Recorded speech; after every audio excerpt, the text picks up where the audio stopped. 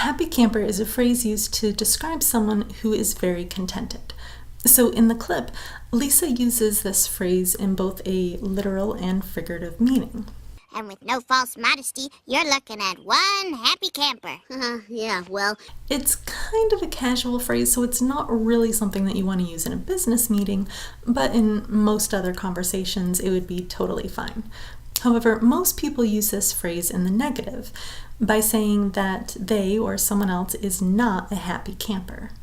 So, for example, I was in the waiting room for over an hour. I was not a happy camper.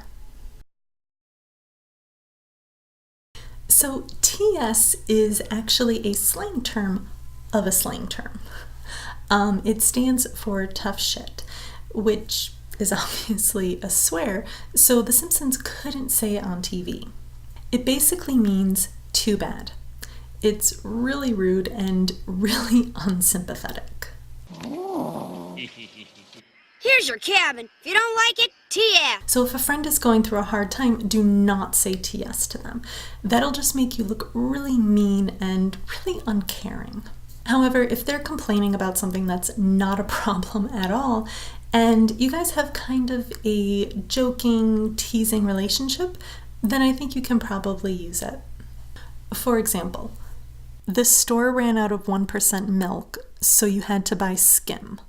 TS, man, deal with it.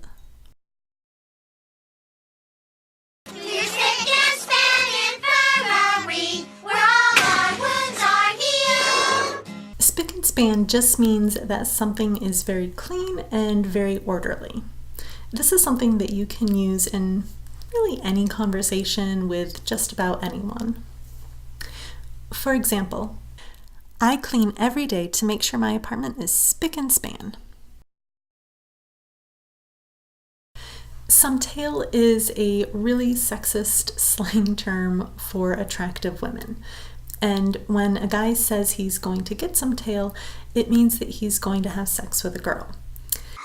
Lights out, losers. Yeah, we're meeting some tail on the other side of the lake. This phrase works in The Simpsons because these characters are meant to be, kind of creepy and gross and not someone we're supposed to like. So in daily conversation, this is not something that you want to use unless you're being really sarcastic about it and your friends know that you're being really sarcastic about it. And this is absolutely not something you ever want to say in the office, probably not even in a sarcastic way. For example, Jake's kind of creepy. He spends all night at the bar trying to get some tail. That's not Krusty the Clown! What do you think? I slapped a clown suit on some wino? Wino is a word for someone who drinks way too much wine. It's really similar to the term boozer or alcoholic or drunk. It's usually used as an insult, so you probably don't want to use it. So, for example, Carol is a real wino. She probably goes through 2 bottles of wine on her own every weekend. However, you can also use it in a self-deprecating, playful way. So, for example, I love Merlot. I'm such a wino for it. When someone says they're not made of stone, they're basically saying that they're human and they make mistakes and they give in to temptations. How could you, Krusty? I'd never lend my name to an inferior product. Oh! They drove a dump truck full of money up to my house. I'm not made of stone. So Krusty gave in to the temptation of lots and lots of money, even though he knew he shouldn't endorse a camp that terrible.